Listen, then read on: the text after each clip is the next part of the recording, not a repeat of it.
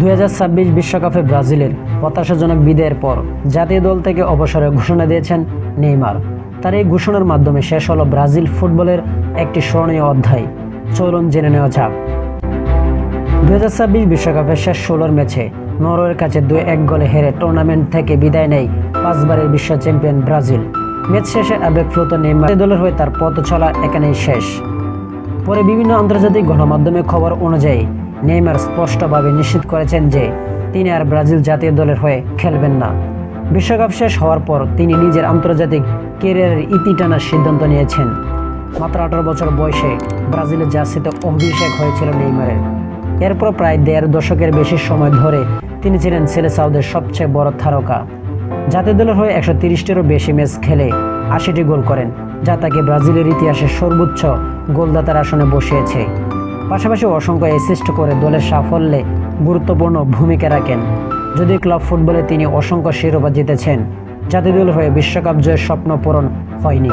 2014 বিশ্বকাপে ইনজুরির কারণে শেষ পর্যন্ত খেলতে পারেনি।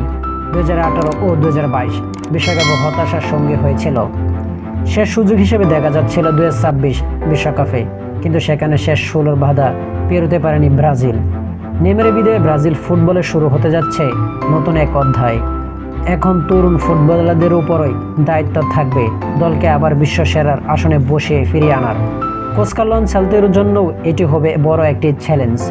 এদিকে সামাজিক যোগাযোগ মাধ্যমে নেইমারের অবসরের ঘোষণা বড় ভক্তরা আবেগন ভারতা দিচ্ছেন। অনেকে বলছেন বিশ্বকাপে জিততে না পারলেও নেইমার সবসময় ব্রাজিলের অন্যতম সেরা কিংবদন্তি হয়ে থাকবেন। আবার কেউ কেউ মনে করছেন তার বিদায় ব্রাজিল ফুটবল এক অসাধারণ সৃজনশীল ফুটবলের যুগ হারালো।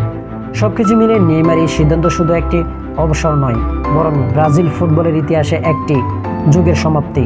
তার অসাধারণ গোল, ড্রিবলিং, অ্যাসিস্ট এবং স্মরণীয় মুহূর্তগুলো ফুটবল প্রেমীদের মনে বহু বছর ধরে বেঁচে থাকবে। আপনার মতে নেইমারের পর ব্রাজিল জাতীয় দলের সবচেয়ে বড় তারকা কে হতে পারেন? মন্তব্য করে আপনার মতামত জানাতে ভুলবেন না। ভিডিওটি ভালো লাগলে একটি লাইক দিন, চ্যানেলটি সাবস্ক্রাইব করুন এবং ফুটবলের সর্বশেষ খবর সবার আগে পেতে আমাদের সঙ্গে থাকুন। ধন্যবাদ।